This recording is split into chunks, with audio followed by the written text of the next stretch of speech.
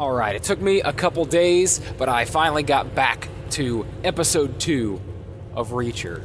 And not because I wasn't thrilled to be watching this series. I was chomping at the bit to watch it. Just got a lot of stuff going on, you know. The whole family just got over COVID. We just had a major winter storm warning. My wife is dealing with pneumonia. It's been a week, to say the least. So fitting in the Reacher series, unfortunately, you know, isn't first priority with everything else going on. But I promise you, over the next week, I will be watching all 8 episodes and giving you my take on them right here on the channel. So, episode 2, still following the book, Killing Floor, pretty faithfully. Like, it has not veered away from the storyline really at all. I mean, from what I can remember, and I just reread Killing Floor maybe 6 months ago, so it's still pretty fresh in my mind. Everything, I feel like they sped up him finding out that his brother was dead, but other than that, everything has kind of happened in the same sequence as the book. I'm really enjoying how faithful they're adapting the source material.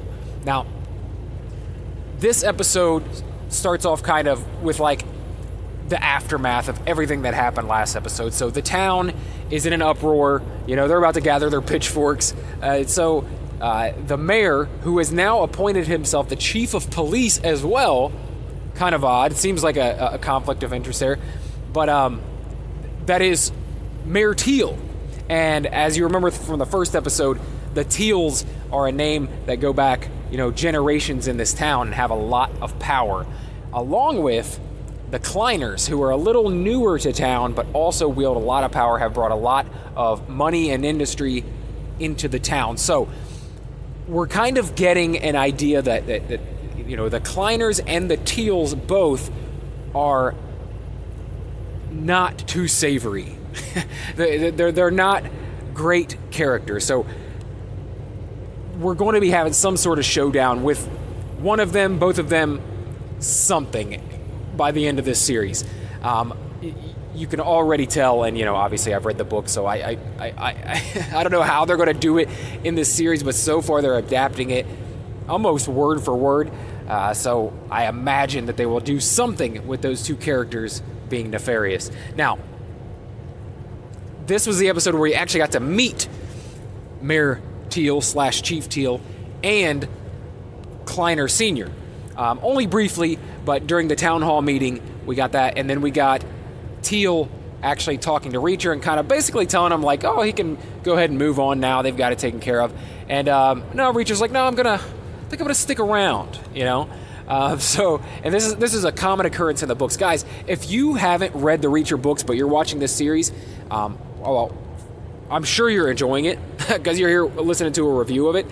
But please go read the books. You will not regret it. If you enjoy this series, you're going to love the books even more. And Killing Floor, as great of a story as it is not, in my opinion, the best of the Reacher stories. So I cannot wait for them to hopefully adapt at least a few more of these books. I'm really looking forward to maybe 61 Hours. That would be so fantastic. I think a great adaptation would be Bad Luck and Trouble. And maybe even my favorite book of all, Worth Dying For. I would love to see that adapted. It's the first book I ever read. Anyway, going off on a tangent there. Going through this episode, we get the fact that Hubble is now missing. You know, him and Reacher got out of jail together in the last episode. He made it seem like he was very scared about what was going on. And you know, I'm kind of getting it mixed up now. I can't remember if it was last episode. No, I think it was at the beginning of this episode, right? Where they find the chief of police murdered in the way that Hubble was worried that he would be murdered. Pinned to the wall, so grotesque. Pinned to the wall, you know, crucified, naked, and you know, they notice, oh no, his testicles are missing, and Reacher's like, oh, they're in his stomach. I guarantee it. So these guys are not fucking around. This is some serious shit, and Hubble is now missing. So Reacher goes, talks to Finley, and tells, I think Finley now is more trusting of Reacher. He pretty much sure that he is not the culprit. He didn't commit any of these crimes. And then Roscoe, same thing. So Reacher and Roscoe are kind of on the case along with Finley, and they're kind of working it in separate areas. Finley calls in some people to get Hubble's, he calls in some friends from the FBI, he calls in his friend Picard, which is another character from the book. All these characters are directly from the book. They're, like I said, it's a perfect adaptation so far. I know they're going to veer away from it a little bit down the road in the next few episodes, because I know some things that they are doing differently in this series, but so far, it's damn near word for word. I mean, the dialogue is almost exact, and Alan Ritchson is nailing the character of Reacher. I've heard some people say that some of the other casting was not great. I've heard people say that Finley was miscast. I could not disagree more. I think he was perfectly cast. Like, other than, like I said in the last video that I did, maybe some gray hair, a little bit of gray hair, would have fit what I imagined in my mind a little more. But other than that, I think they nailed it. I think they nailed, so far, all of the casting in this series. I couldn't be happier so far. And it would take a lot of missteps for them to mess this up for me at this point, just because it already feels like I imagine it should feel for adapting a Reacher novel. Now, we start to bring in a friendship that could blossom into some romance. One reoccurring thing in the Reacher books is a lot of times there's a female partner that he takes on. Not always a female partner, but a lot of times there is a female partner. Sometimes it turns romantic, sometimes not. Sometimes it's just a friendship. And honestly, a lot of the times in my book, those are my favorites. When it's not romantic, when there's no romantic interest, but they're just friends, they're just working a case together, I like that. Not to say I don't like the romantic stuff too. I mean, Jack Reacher is a ladies' man. And in the books, he's not as attractive as Alan Ritchson. But, I think he's like a protector type, big, strong man, and women are attracted to his confidence and his skill as an investigator. Now,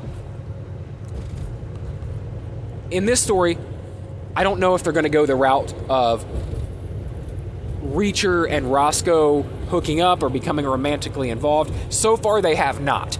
But I really did enjoy, like I said, another scene from the book where Reacher's going to go to a bar, and Finley says, do not go out in this town and get in trouble. And basically Roscoe's like, hey man, I know a bar across the state line, not far from here. Let's go there and get a beer. And so they basically go on a little road trip and have a night on the town together. And this is one of my favorite parts of Killing Floor. It's like this little detour where these characters become closer. You get to learn a little bit more about Reacher and a little bit more about Roscoe and her background. And all this stuff kind of comes into play more later. We got a few more flashbacks to Jack and Joe's childhood, which I love that they're doing this. Some people I've heard say they don't like the fact that they're throwing in this flashback stuff. I actually love it. Like I said in the last video, I think it brings a lot more emotion and a lot more character to what's going on, like emotional weight to what's going on, because you didn't have you had some references, but not a lot of like actual flashback scenes in the book where it broke down an actual scene or an actual event in the kid's life together. So this is, showing us that even though Jack and Joe weren't close in recent years, that there was a special bond there between them. And, Jack, I'm actually surprised he's not as bloodthirsty as he is yet, because in the book he becomes straight up bloodthirsty, on a revenge rampage, and we're going to see it, guys. We are going to see it when he starts to encounter some of these guys. So far there's been a fight, at least one fight in every episode, which I love, and Reacher's just having his way with everyone, which most of the time he does in the book, unless it's like some super badass huge hulking character. Reacher doesn't really have any trouble dispatching with basically any goons. But I've heard that in this series, he has a little bit more trouble. But it makes sense. That makes sense to me. And I'm sure it won't bother me when it happens, because you need a little more of the mystery in a series. You need some stakes. And if Reacher's just dominating everyone easily, there's really no stakes. And for a general audience, someone who's not a huge, follower of the books for years and years, it's going to seem completely unbelievable that this guy rarely gets hurt at all. So I get it. They've got to make him a little bit vulnerable in some way or another. So it remains to be seen. I haven't seen anyone give him any trouble yet. Like I said, I loved the little departure where he and Roscoe get to know each other. And like I said, I like the books. At least this part of the story, he and Roscoe, they sleep separately. He sleeps on the floor. She sleeps in the bed. They have to stay at a motel because the road is closed. And I love that even if they're going to do something romantic with them, that they didn't just rush right into it. Okay? It makes you respect both characters, I feel like, a little bit more, to draw it out a little bit, have them get to know each other, care about each other a little bit more. Because as we know, eventually Reacher moves on. He moves on from town to town. He's not sticking around. So, I don't want Reacher to be like this asshole. And he doesn't come off that way in the books, but when you really think about it from an outside perspective, it's like, man, this guy just goes through, beds all these women, and disappears forever, And, sometimes it makes sense, and sometimes you're like, man, I just, I don't know if you want him to settle down, but it just seems like, man, they really had a connection, and then, whoop, he's gone. So, anyway, we'll see what happens. I know this one's running a little long. I appreciate you guys watching, listening, and stay tuned, man, because I'm doing every single one of these episodes. Like I said, there's 8 episodes. This is number 2. We got 6 more to go, baby. And I may even have like a follow-up episode where I talk about the entire series as a whole. Maybe we'll bring some other Jack Reacher fans on and talk about it as a group. I think that would be a lot of fun. Anyway, if you guys are interested in my Jack Reacher content, I also review the books. I plan on, I've done about 7 or 8 books so far, and I plan on doing the entire book series. I'm a huge fan of Reacher. I've been through the books several times over, and yeah, that's my plan, is to review all of them, review this entire series, and I hope that this gets a season 2 so I can review that as well. So if you guys are interested, please stick around, subscribe to the channel. I do a lot more than just Jack Reacher content. I also do, other entertainment and pop culture stuff, so if you're interested in that, stick around. But for the next week or so, this is the Reacher channel, so stay tuned for that. If you do decide to stick around and subscribe to the channel or favorite or follow the podcast, then I will talk to you again tomorrow. Thanks.